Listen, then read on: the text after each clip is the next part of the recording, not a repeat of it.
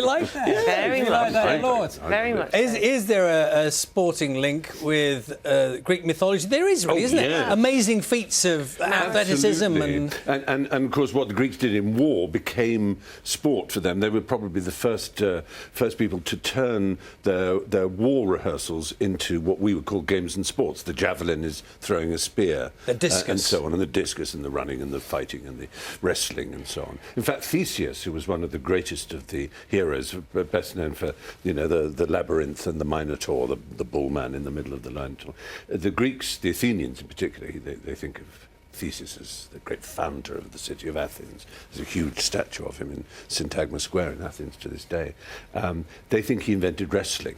Pancration, all these strengths. And he was the first one to suggest you use the strength and aggression of your opponent against themselves, which, as you know, is the secret of martial arts, and indeed any kind of combat, isn't it? Do you think there's anything you can't link the Greek tragedies to? Well, in a way, no, because in the Greek stories are about us, and they're about every aspect of us, our ambition, our greed, our lust, but also what's glorious and brave and true about us. And they reflect so much about what it is to be human, the striving and the falling back. You know, some of the famous ones, I'm sure a lot of people will know the story of Daedalus, who was a great architect and inventor.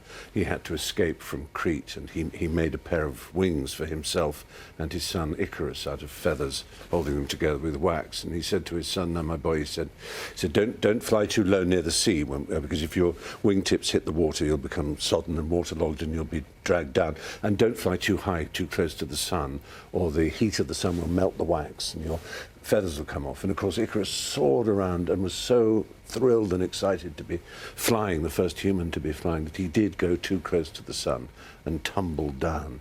And it's an image of a hot-headed young man trying too hard and failing and plummeting, and the Greeks were full of that because they tried hard all the time. We should explain, you have a new book out all about Greek mythology. We didn't actually mention that, so I guess people would have gathered by now. Now then, it's a huge learning curve for me, because I'll be honest, my sort of one of my great learning curves about Greek mythology was based on movies, and Jason and the Argonauts. Oh, what a classic. Which we sort of regard those stories as being the archetypes on which so much later literature was based, more kind of invented by single authors rather than by the Greek people, as it were, like the Tolkien universe, or even right up to Harry Potter and Game of Thrones. They owe an enormous amount to these quests and these images and these fights against monsters and so on. Yeah, Jason and the Argonauts is a the classic quest myth. And this book I've done on heroes is, what's so wonderful, I think, is that they all have a different quality of heroic quality, including, I use the word gender neutrally instead. There's Atalanta, who's the great heroine, I suppose, but I've called the book Heroes. It's a bit cumbersome to call it heroes and heroines. And there's a great story of her when she didn't want any man to marry her. And so she told her father that she'd only marry someone who could run faster than her, and no one could run faster than her. But a young man called Hippomenes prayed to Aphrodite, the goddess of love and beauty, and she gave him some golden apples, and he rolled the apples after her. He couldn't run this fast, but the apples obviously rolled fast along the track, and she kept stopping and picking them up and then chasing him again and overtaking him. And then the last one, he rolled into a bush where he got stuck in the thorn, and she took a bit too much time to get it out, and he won. And it's full of those kind of little details, which are very pleasing. Together? And they ended up together. Oh, nice. Then they actually incurred the wrath of the gods, and they were turned into lions. And you may think that isn't that much of a punishment, a lion and a lioness, but the Greeks believed that lion cubs were only the issue of a male lion and a female leopard, so that if they were a lion and lioness, they couldn't make love anymore. That was so they had to roam around without making love. Punishment. What's nice about the stories you tell, excuse me, Of course, is that when I studied the Greek myths, when I was studying ancient history, obviously it was from Oedipus or Sophocles, and Aristotle. You're reading them in a very convoluted language, or a language that's quite difficult to understand. Yes. You don't dumb it down, but you really make it quite Well, I understandable. hope so. And of course, I think... And there's a bit of cheek most of there us, in the story. it's simply an accident of the Greek language. We look at it, we see all those K's and CH's and Y's, and it looks kind of academic and difficult. But once you say them and feel free to pronounce them as you like, it's they might as well be called Arnold and Susan as Clytemnestra and, you know, Hippomenes and well, also, so on. one of the joys of the stories is, as you describe, the monsters and the heroes and the villains and whatever, that, I mean, as far as children are concerned, it's perfect material, isn't it? I mean, that's the joy of it in some ways. Absolutely. I loved them when I was young. I mean, absolutely loved them, and I sort of felt I owned them. So if there was a, I don't know, University Challenge or a Mastermind on, and there was a question about Greek mythology, I go, oh, this is my subject, and I get terribly upset if I didn't know the answer and felt I'd failed, you know. It was just something, you know, the way children do. They enter a world, and the beauty of Greek mythology is it's such a detailed and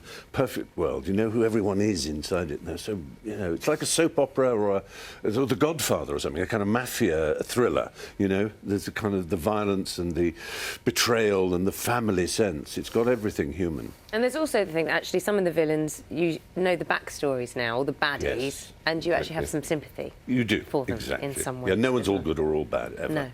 Which is good. Are you on a bit of a mission to sort of bring this stuff back to life, if it needs bringing back? So yes. I know you make the reference to things like Harry Potter, and that, you know, there are correlations there. And I think also that people can connect it to the fact that it is embedded in our culture and our language. So even, you know, you use words like mercurial or jovial, they're Greek gods. Mercury was Hermes, the Greek god, and jovial, was Jupiter, Zeus. Have you got a favourite?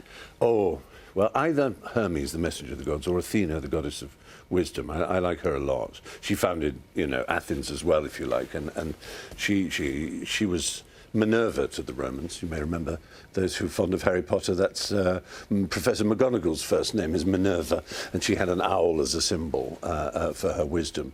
And she was sort of grey-eyed and beautiful, and she befriended the heroes. That's what I liked about Athena.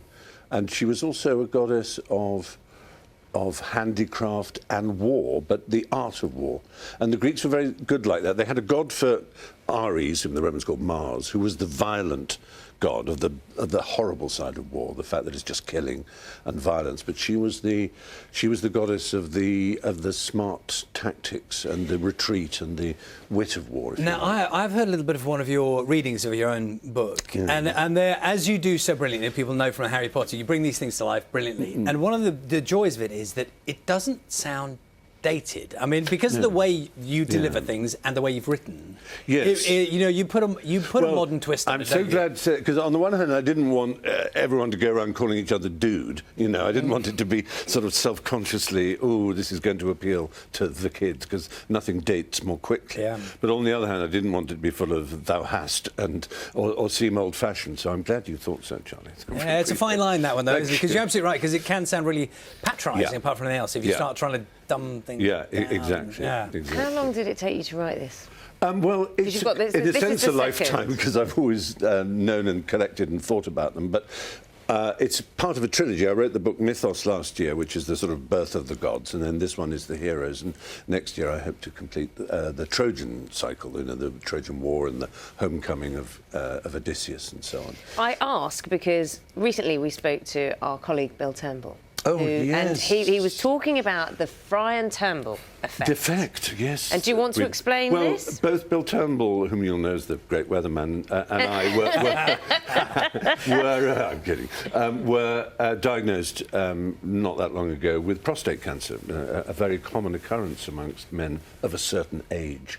And we both, you know, spoke about it, and we both kind of urged people of our age to think about making sure they had a blood test more or less regularly, just in case there was something worth looking at. And apparently this caused a huge rush of testing in the NHS, and the chief executive, Simon Stevens, is that his name, sort of thanked us publicly, though I think both of us were slightly worried that we might have put too much work in the hands of urologists and doctors.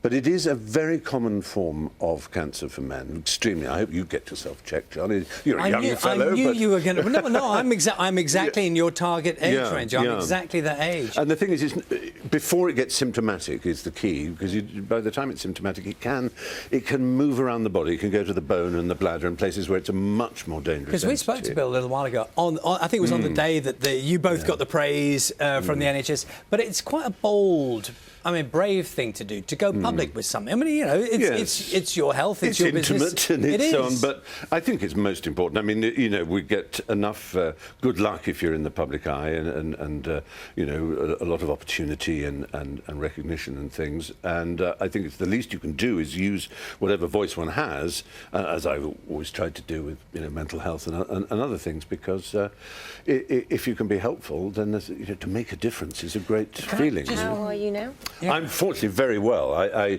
seem to have caught it in time and dodged a bullet, but I'll have to keep being tested. There are possibilities of a few cells living on the bed of the prostate, which was taken out, and that might need radiotherapy in a year or so. So I have to keep every 2 months having a test. Well, look, anytime you want to come back and talk us through the sport, you're very welcome. You're welcome regardless, but it's been a delight having you here. Thank you so much. Thank you, Thank you. And thoroughly enjoyed the book. It was really nice going back to those days when I read those stories. Honestly, they're great stories. Stephen's latest book is called Heroes. Let's see, time now.